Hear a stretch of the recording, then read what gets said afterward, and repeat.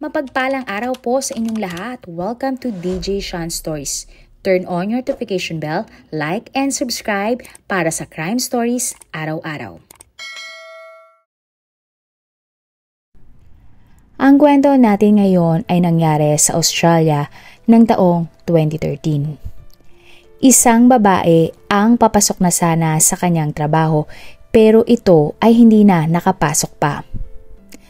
Alamin natin ang buong kwento ni Joanne Reiter at kung paano nasira ang buhay ng kanyang asawa matapos niyang mawala. Ang babae nga ay kinilala na isang Pinay na si Joanne Reiter, 27 years old at 3 buwan nang buntis noon. Si Joanne ay nagmula sa Baroy, Lanao del Norte. Bunso sa 8 magkakapatid si Joanne at ang tanging nakapagtapos ng vocational training sa kanilang magkakapatid. Hindi na nagkaroon ng pagkakataon si Joanne na makilala pa ang kanyang ama dahil ito ay namatay 1 buwan bago siya isilang. Matapos ngang ipanganak si Joanne, dinala siya ng kanyang nanay sa kanyang lola upang tumira sa plantasyon ng kakao ng kanilang pamilya. Maituturing nga na may kaya ang pamilya ni na Joanne noon, pero nang namatay ang kanyang lolo, nawala ang kita ng kanilang pamilya. Kalaunan, nagpunta si Joanne sa Australia para mag-aral ng hairdressing. Bukod doon, sa buong 3 taon, simula nang nagpunta siya sa Australia, si Joanne ay nagtatrabaho ng 8 oras sa McDonald's at pumapasok sa school ng 8 oras din.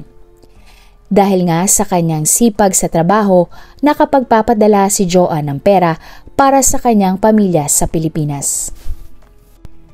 Nagkaroon nga ng asawa si Joanne at ito ay si Corey Reiter, isang Canadian na 43 years old at isang chef. Nagkakilala sina Joanne at Corey sa isang coffee shop noong February 2011. Si Joanne ay nasa lunch break nang makita siya ni Corey. Agad na nabighani sa kanya si Corey, kaya naman lumapit siya sa babae at binangga kunwari si Joanne. Dahilan nga para magsimula ang kanilang pag-uusap. At matapos nga ang ilang buwan, nagkaroon na ng relasyon ang dalawa. Kalaunan, matapos nga ang 5 buwan, noong July 2011, nagsama na sa iisang bahay sina Joanne at Corey. Pero bandang gitna ng July, kinakailangang umuwi ni Joanne sa Pilipinas para magpagamot. Siya kasi ay nagkaroon ng tuberculosis at ito ay hindi cover ng kanyang Australian health insurance. Pero bago umalis si Joanne pauwi ng Pilipinas, tinanong siya ni Corey ng, "Will you marry me?" At sumagot naman si Joanne ng, "Oo." Para nga kay Corey, iyon ay isa sa pinakamasayang araw para sa kanya. Sa Pilipinas, sinabi naman ni Joanne sa kanyang pamilya at sa kanyang kapatid na si Merlito ang tungkol nga sa kanyang boyfriend. At nagplano nga si Joanne na maikasal sila ni Corey sa kanilang lugar. Kaya nga ng October 2011, pumunta si Corey sa Pilipinas para sa kanilang kasal ni Joanne. Masaya siyang tinanggap ng buong pamilya ni Joanne. Matapos nga ang kasal, umalis din agad ng Pilipinas si Corey. Dahil kailangan niyang ayusin ang spousal visa at makuha ang medical clearance para kay Joanne. At matapos naman ang 6 na buwan na gamutan ni Joanne mula nga sa kanyang sakit na tuberculosis, siya ay nabigyan naman ng medical clearance pabalik sa Australia. Kaya nga, ng February 2013 ay nakabalik na sa Australia si Joanne. Pangarap noon ni Joanne na magkaroon ng isang news agency, pero dahil isang chef si Corey, napapayag niya ang kanyang asawa na magtayo ng negosyo na magbebenta ng mga cake at kape. Sila Joanne at Cory ay nagpaplano noon na makapag-aral si Joanne sa isang universidad ng isang nursing degree. Napag-usapan din na mag-asawa ang pagbili ng lupa sa Pilipinas kung saan maaari silang magtayo ng maliit na bahay na matutuluyan nila kapag sila ay bumibisita sa pamilya ni Joanne doon. Ilang buwan din ang nakalipas ay nabuntis nga si Joanne. Masaya sina Cory at Joanne at napakarami nga nilang plano at pangarap para sa binubuo nilang pamilya. Papangalanan nga nila ang kanilang anak na Camille dahil parehong gusto ni Cory at Joanne na babae ang kanilang maging anak.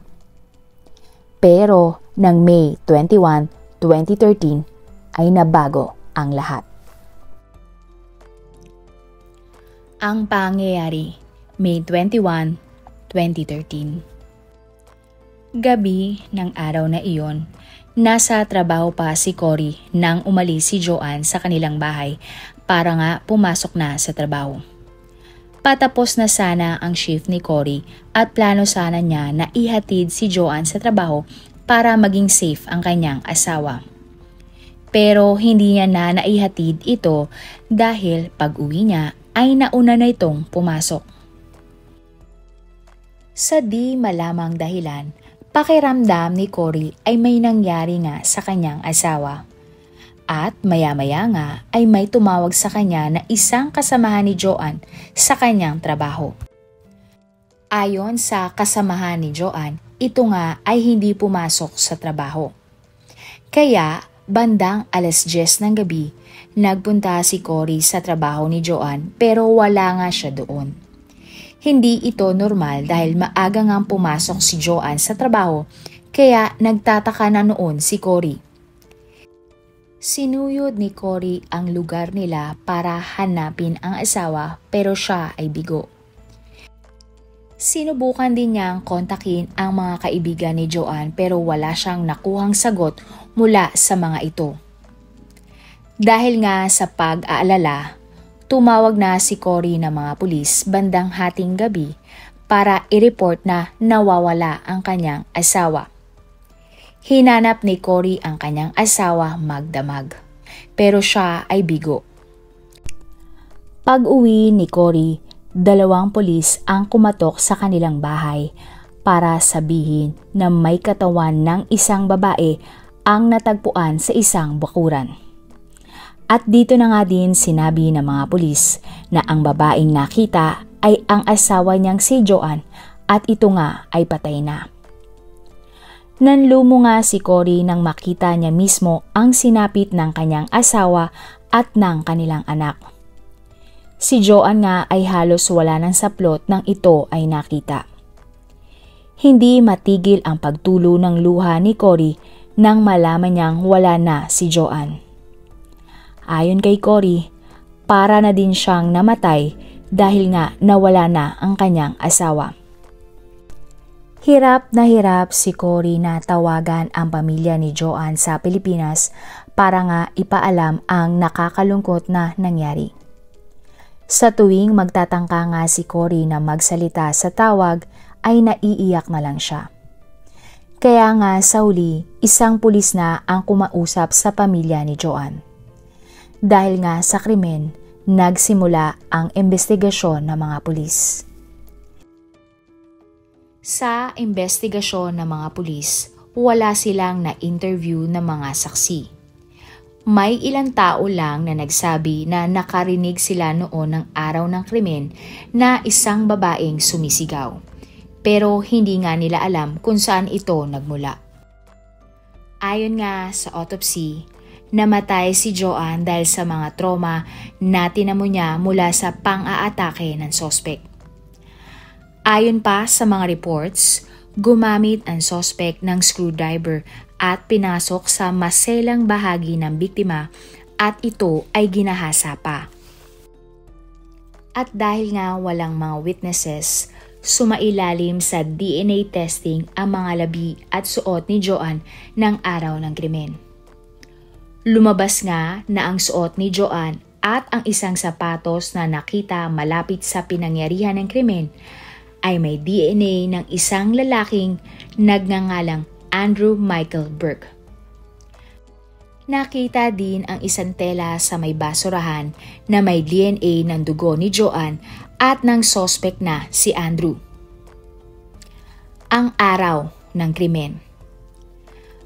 Ayon sa mga investigasyon ng mga pulis, bandang 8:30 ng gabi, nakasalubong ni Joanne ang isang lasing noon na si Andrew Michael Burke, 17 years old. Sa madilim na daan, inatake ng isang patalim ni Andrew ang buntis na si Joanne. Dinala ni Andrew si Joanne sa kabilang parte ng kalsada. At dun din pinagsamantalahan ni Andrew si Joanne. Bukod doon, sinakal at sinaksak niya ito na agad na ikinamatay ni Joanne. Pagkatapos ay dali-daling tumakas si Andrew at iniwan si Joanne sa isang bakuran.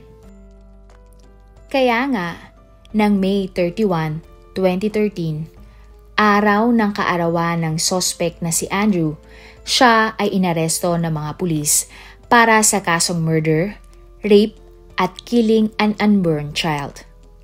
Kinuna ng interview ang girlfriend ni Andrew tungkol sa nangyaring krimen. Ayon sa girlfriend ni Andrew, umuwi umano si Andrew na normal naman ang pag-uugali nito at nanood pa nga sila ng isang palabas. Pero napansin niyang may sugat ang kamao ni Andrew at tinanong niya kung saan galing iyon. Sinabi lang daw ni Andrew sa kanya na siya ay napaaway lang. Sa interogasyon ng mga pulis, sinabi ni Andrew na ang kanyang suot na damit ng araw ng krimen ay ang suot niya nang siya ay naaresto. Pero may nakitang CCTV footage ang mga pulis malapit sa pinangyarihan ng krimen. Nakita nga sa CCTV na iba ang suot ni Andrew habang siya ay tumatakbo papalayo ng crime scene. Kaya nga napatunayan ng mga pulis na si Andrew ay nagsisinungaling sa kanila. Ayon naman sa mga kaibigan ni Andrew, ng araw nga ng krimen ay buong araw silang nag-iinom at nang gabing iyon ay nagbalak pa nga silang magnakaw ng isang sasakyan pero hindi naman ito natuloy. Kaya nga naghiwalay-hiwalay na lang sila bandang 8:00 ng gabi. At huli nga nilang nakita si Andrew papunta sa McDonald's, ang lugar kung saan nga nagtatrabaho si Joanne. Agad naman inaresto si Andrew at ikinulong habang naghihintay ng kanyang trial. September 2014. Nagsulisit si Cory sa mga kakilala niya sa Australia para sa mga gastusin para maiuwi ang labi ni Joanne at doon mailibing sa Pilipinas. Ang ibang pera naman ay inilaan ni Cory para maipagawa ang bahay ng nanay ni Joanne. Gusto din kasi ni Cory na masiguradong matutulungan pa din niya ang pamilya ni Joanne kahit wala na ang kanyang asawa. Sa kabuuan, nakalikom nga si Cory ng 16,000 Australian dollars o 640,000 pesos. Nagdesisyon din si Cory na magpagawa ng sarili niyang bahay sa lugar ni na Joanne at may plano siyang doon na lang manirahan. Pagkarating niya sa Pilipinas, agad ding naayos ang libing ni Joanne. Nakausap din ni Cory ang kapatid na lalaki ni Joanne na si Merlito at pinangakuan siyang bibigyan siya ng parte ng lupa kung saan pwede siyang magtayo ng kanyang bahay. Nag-volunteer umano si Merlito na siya na lang ang mangangasiwa sa bahay na ipapatayo ni Cory habang siya ay nasa Australia. Dahil nga dito, regular na nagpapadala ng pera si Cory at diretso niyang ipinapadala ito sa pangalan ni Merlito para nga sa mga pagbili ng mga materyales at pagbabayad sa mga manggagawa sa kanyang bahay na ipinapagawa. Isang araw, naisipan ni Cory na umuwi sa Pilipinas matapos nga ang ilang buwan para silipin ang bahay na kanyang ipinapagawa. Pero nagulat siya na wala siyang nadatnan na bahay. At dun niya napagtanto na niloloko siya ng kapatid ni Joanne. Si Merlito ay nagpagawa ng kanyang sariling bahay, gym, piggery at iba pa, gamit ang perang pinapadala ni Cory. Sa sobrang sama nga ng loob ni Cory ay kinompranta niya ang kapatid ng kanyang asawang si Merlito para itanong nga kung bakit niya nagawa ito. Pero imbis na magpaliwanag, nagalit ang kapatid ni Joanne kay Cory. Tinutukan at pinaputukan ni Merlito ng barel si Cory. Sa takot nga ni Cory, umalis si Cory ng Pilipinas at bumalik sa Australia. Sa kabuuan, nawalan si Cory ng humigit kumulang 250,000 Australian dollars o humigit kumulang 10 million sa pesos. Sinabi ni Cory na gusto lang niyang gawin ang tama na tumulong, pero karamihan sa mga tao ay pera lang ang habol sa kanya. April 2015, nagsimula ang trial ni Andrew. Siya ay nag-plead ng not guilty sa 3 kaso na inihain laban sa kanya. Ayon kasi kay Andrew, wala siyang kinalaman sa krimen at balak lang nila noon na magkakaibigan na magnakaw ng isang sasakyan ng oras ng krimen. Pero prinisinta naman ng prosecutor ang mga ebidensya na ang DNA ni Andrew ay nakita sa mga suot ni Joanne ng araw ng krimen. Dagdag pa nila, nakita nila ang mga marka ng sapatos ni Andrew sa katawan ni Joanne at ito ay nagmatch sa kanyang DNA.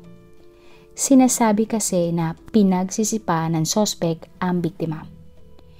Idiniin din ng mga prosecutor na umamin si Andrew sa mga pulis na siya ay nasa lugar nga ng krimen. At walang puso niya ngang pinatay si Joanne at ang anak na dinadala nito. Pero ayon sa mga abogado ni Andrew, hindi dapat maniwala ang mga judge sa resulta ng DNA.